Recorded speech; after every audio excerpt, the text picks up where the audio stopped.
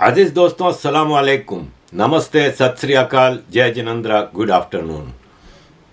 अजीज दोस्तों, recently UP में कुछ तब्दीली आई है पढ़ाई में, और जो मुग़लों के चैप्टर थे किताबों में वो निकाल दिए गए हैं। उस पर काफ़ी लोग खुश भी हो रहे हैं, कुछ एतराज़ भी कर रहे हैं। एतराज़ दो किस्म के हैं। एक तो वो हैं जो कह रहे हैं कि बजाय इसके कि मुग़लों की हिस्ट्री निकाल दें, एटलीस्ट उन्होंने 200-250 साल यहाँ पे हुकूमत की है, तो कम से कम हम उनके जुल्म तो बताएं कि उन्होंने इस देश पे क्या क्या जुल्म किए हैं। मैं इस बात पे एग्रीड हूँ, लेकिन आस्ते आस्ते चीज़ें होती हैं। एटलीस्ट निकला तो बाद में जब जुल्म के चैप्टर बनेंगे तो जुल्म भी बताए जाएंगे। साथ ही कुछ लोग अरफा खानम शेरवानी जैसे लोग ये एतराज़ कर रहे हैं कि मुग़लों का चैप्टर निकाल दिया, हिंदुस्तान से मुसलमानों की हिस्ट्री काटी जा रही है, मुग़लों ने इस देश में जो जो चीज़ बिल्ड की है उसके बारे में आप हिस्ट्री से कैसे निकाल सकते हैं। तो देखें, मुग़लों ने यहाँ पे कुछ भी बिल्ड नहीं किया। मुग़लों ने लूट मार की है, अपनी अय्याशियाँ की हैं, अपने हरम भरे हैं, अपने बाहर से लाए हुए अमीर यहाँ पे थोपे हैं, चाहे वो हैदराबाद के निज़ाम हों, चाहे वो टीपू सुल्तान जैसे लोग हों। ये मुसलमान इन्वेडर्स यहाँ पे आते थे और अपनी अपनी दुकानें चमकाते थे यहाँ पे। इनका हिंदुस्तान से क्या ताल्लुक़ है? मैंने पहले भी कई बार पूछा है, आज भी पूछता हूँ कि ये जो मुस्लिम इन्वेडर्स आए हैं, जिनके बारे में जावेद अख्तर जैसे लोग कहते हैं कि इन्होंने यहाँ पे बेशुमार चीज़ें डेवलप की हैं, ये वो, मैं ये सवाल करता हूँ कि जब मुस्लिम इन्वेडर्स यहाँ पे रूल करते थे तो भी इस देश के 80-90% पॉपुलेशन हिंदू थी। इन्होंने मस्जिद तो हर मोहल्ले में बना दी, इन्होंने मंदिर कितने बनाए? अगर वो हिंदुस्तान के लीडर थे, हिंदुस्तान के रूलर थे, तो इन्होंने मस्जिदों के साथ साथ मंदिर क्यों नहीं बनाए? इसका मतलब वो सिर्फ और सिर्फ यहाँ पे मुसलमानों के रूलर थे, हिंदुओं को गुलाम समझते थे। मंदिर हज़ारों तोड़े हैं, लेकिन एक भी मंदिर बनाया हुआ उनका कोई दिखा दे। जो लोग शौक से दिखाते हैं कि ताजमहल है, कुतुब मीनार है, बादशाही मस्जिद है, शालामार गार्डन है, फलान है, ढुमकाने, कोई एक मंदिर दिखा सकता है कि फलां मुस्लिम रूलर ने यहाँ पे ये मंदिर बनाया था? तो मैं मानूं कि हाँ भाई, वो मुस्लिम रूलर इंडिया के रूलर थे, मुसलमानों के नहीं। लेकिन इन्होंने कुछ बनाया तो नहीं। जो बनाया मुसलमानों के लिए, अपने लोगों के लिए बनाया, जो कि 10% पॉपुलेशन थे इस देश की। तो पहली बात तो ये। दूसरी बात ये कि ताजमहल अपनी बीवी की याद में बनाया, या जो चीज़ें बनाई अपनी अय्याशी के लिए बनाई ना। कोई इंडस्ट्री डाली, कोई एजुकेशनल इंस्टीट्यूट डाले? भाई, यहाँ पे मुस्लिम इन्वेडर्स के आने से पहले यूनिवर्सिटियाँ होती थीं, जब दुनिया में कहीं नहीं होती थीं। उन्होंने वो यूनिवर्सिटियाँ तबाह तो की हैं, लेकिन इन्होंने कोई यूनिवर्सिटी बनाई, कोई कॉलेज बनाया, कोई स्कूल बनाए, मदरसे शायद बनाए होंगे, तो उसका आम हिंदुस्तानी को क्या फ़ायदा हुआ? कोई इंडस्ट्री बनाई, रेलवे डाली, कोई और चीज़ की? कोई डेवलपमेंट वर्क नहीं किया। जिस पे ये जो बार बार मुसलमानों की शान में कसीदे पढ़ते हैं, मैं उनसे ये पूछता हूँ, तो हिस्ट्री की किताबों से मुसलमानों का किरदार, वैसे तो बात सही है कि इनके नेगेटिव ही किरदार रहे हैं, तो नेगेटिव किरदार बताए जाने चाहिए, बजाय इसके कि टीपू सुल्तान का जन्मदिन मनाया जाए, टीपू सुल्तान के हीरोइक्स बताए जाएं। ये बताया जाए कि टीपू सुल्तान ने अहमद शाह अब्दाली को दावत दी थी हिंदुस्तान पे हमला करने की। टीपू सुल्तान ने जितनी जंगें लड़ी हैं, सिवाय आखिरी में अंग्रेज़ों से, जितनी जंगें लड़ी हैं वो मराठा अंपायर से लड़ी हैं, जो कि इंडिजिनियस इंडियन थे, उनसे लड़ी हैं।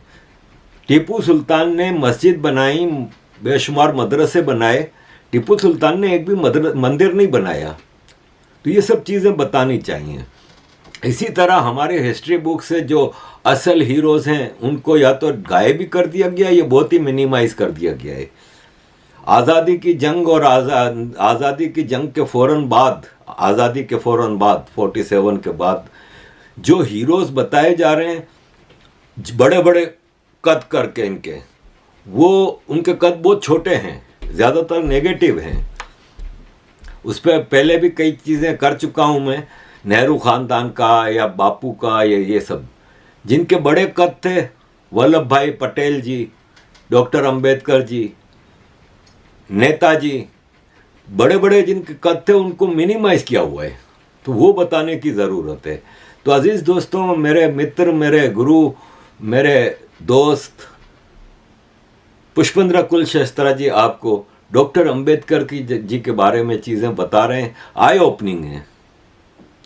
अगर ना होते डॉक्टर अंबेडकर जी और वल्लभ भाई पटेल जी जैसे लोग 47 के बाद, तो आज शायद भारत बहुत ज़्यादा गुलामी की धंधल में फंसा हुआ होता। वरना नेहरू ख़ानदान ने, वल्लभ भाई पटेल ने 500 से ज़्यादा इंडिपेंडेंट जो रियासतें थीं, राज्य थे, उनको भारत में शामिल किया बगैर लड़ाई किए, सिवाय हैदराबाद के। एक रियासत खाली कश्मीर थी जो नेहरू के हवाले हुई, उसका हाल देख लें आप। निकाल बाहर फेंकते पाकिस्तानियों को, यूएन जाने की क्या ज़रूरत थी? वजह इसके कि यूएन कहीं आए, आप खुद यूएन में जा रहे हो, जैसे आप लोग बहुत ही कमज़ोर थे या आप लोगों के पास लड़ने की ताकत नहीं थी।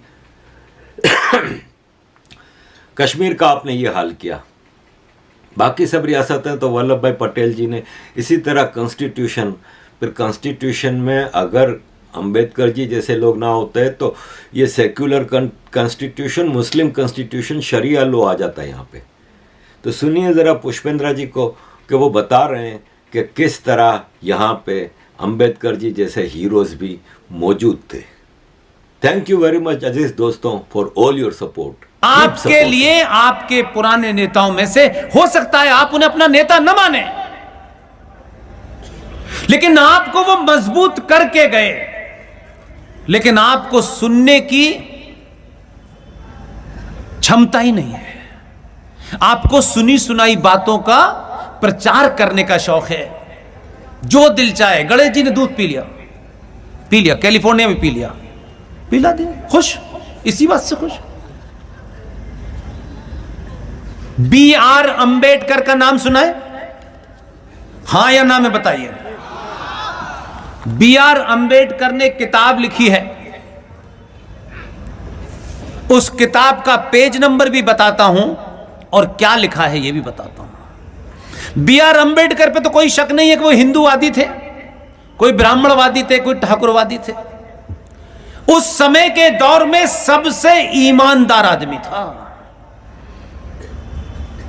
बिना लाग लपेट के उसने बोला है, ये बिना लाग लपेट के। आज के बड़े बड़े हिंदू ठेकेदार जो चौराहे चौराहे मस्जिदों में जा रहे हैं, भाई हमें माफ कर दो, नुपुर से गलती हो गई है, हम तुम्हारे पैर पकड़ते हैं, तुम हमसे ये भी ले लो, ये भी ले लो, ये भी ले लो। अपनी बेटियों की शादी कर करके राष्ट्रवाद जिंदा रखे हुए हैं मुसलमानों से। उन बेईमानों के लिए कह रहा हूं मैं ये बात। अंबेडकर का नाम क्या है, उनकी जाति क्या है, मुझे इसमें कोई इंटरेस्ट नहीं है। मुझे इसमें इंटरेस्ट है सनातन को बचाने के लिए जो बातें उन्होंने कही, उसको इस समाज को जानबूझ के नहीं बताया गया।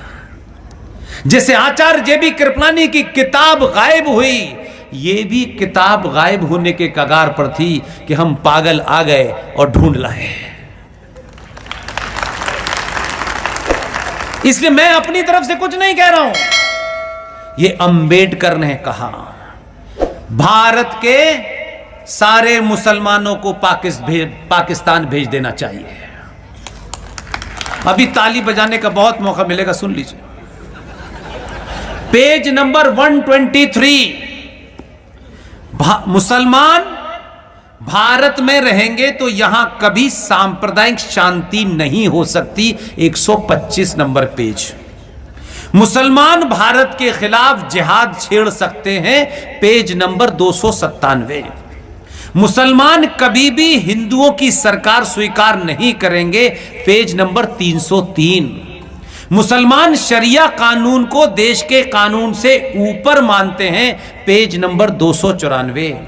बुर्के की वजह से इसकी आजकल ज्यादा चर्चा हो रही है। अंबेडकर का विचार सुनिए, कितना विजनरी आदमी था। बड़े से बड़े ठेकेदार में आज भी सरकार, पुलिस ब्लैक कैट में घूम तो रहे सरकार की मेहरबानी पे, तब भी दम नहीं है बोलने का।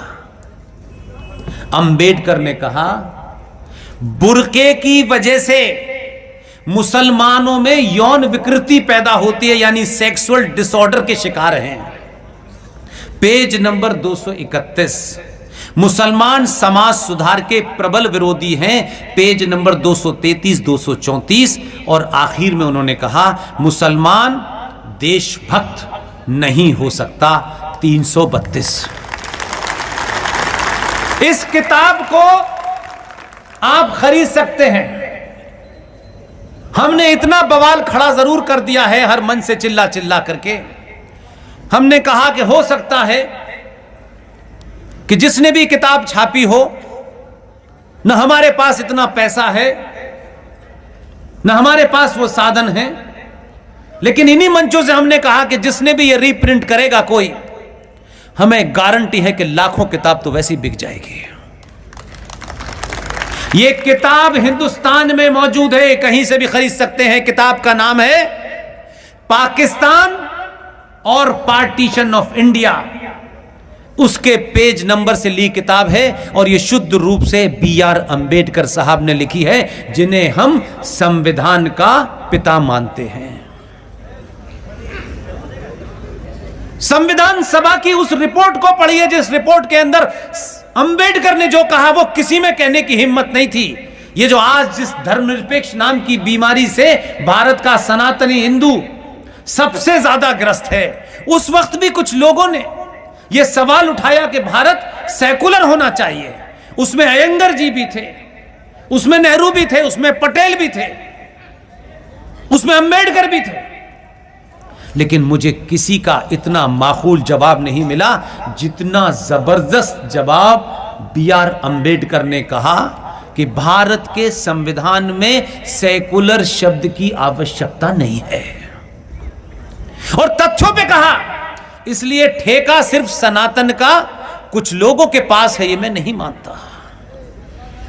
नौटंकी करना अलग है और आने वाली नस्लों को सच बता करके चले जाना अलग बात है। यह बात अलग है कि उस आदमी को हराया भी उन्हीं लोगों ने जो उनको वो अच्छे नहीं लगते थे। इसलिए आज अंबेडकर का न कोई वारिस है न है, लेकिन आज रामगढ़ में अंबेडकर की चर्चा इसलिए हो रही है कि उसने अपने रहते सच बोला।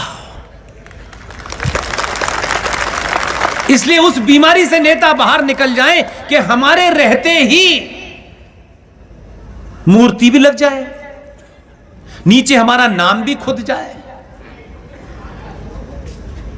जिन लोगों ने अपनी मूर्ति कभी नहीं लगवाई, जिन्होंने कभी अपनी नेम प्लेट की चिंता नहीं की, आज के नेताओं को तो यह है कि रात के 2 बजे भी कह दीजिए कि नीम के पेड़ के नीचे एक उद्घाटन हो रहा है, वहां पट्टी लगनी है, तो पहले पीए से कहेंगे पता करो मेरा नाम है कि नहीं, फिर जाएंगे नेताजी रिबन काटने, और 2 बजे भी उनके चेहरे पे ऐसी लालिमा होगी ओहो हो जैसे सुबह भोर में 6 बजे उठे।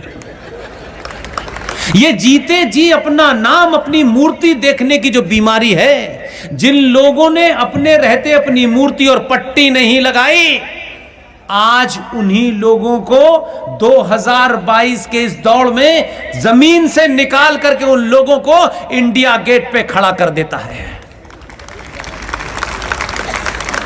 सुभाष चंद्र बोस ने कभी चिंता नहीं की कि उनकी नेम प्लेट लगी कि नहीं लगेगी, उनके साथ जो कुछ हुआ होने दिया, लेकिन वो अपने मार्ग से नहीं डिके। उनको अंदाजा नहीं था कि 1958 तक आजाद भारत के अंदर उनके घर की जासूसी की जा रही है।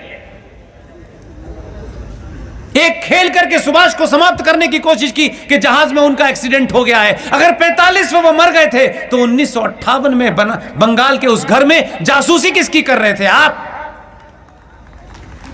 इसलिए कुछ लोग मर जाते हैं लेकिन मरने के बाद बड़े खतरनाक हो जाते हैं। जिंदा रहते कोई नहीं पूछता है। आप और हम, न उनकी कोई पार्टी है, न कोई ऐसी जाति है कि जिस जाति के कारण यहां ऐसा वोट हो कि उन्हें खुश करना है। कोई नहीं जानता उनकी जाति क्या है। तब भी सुभाष चंद्र बोस जो उनको करना था करा। लेकिन आज 2022 के भारत में संचार क्रांति के दौर में कुछ लोगों ने प्रधानमंत्री से हाथ मिलाते ही एमपी की टिकट नहीं मांगी, मंत्रालय नहीं मांगा।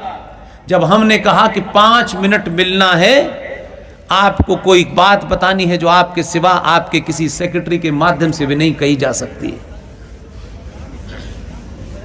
बुलाया, हमारी टीम के सदस्य गए और 2-3 बातें उन्हें कहा कि आप ये कर दीजिए। हम में से 90% लोग जाते तो कहीं की चेयरमैन ही मांगते,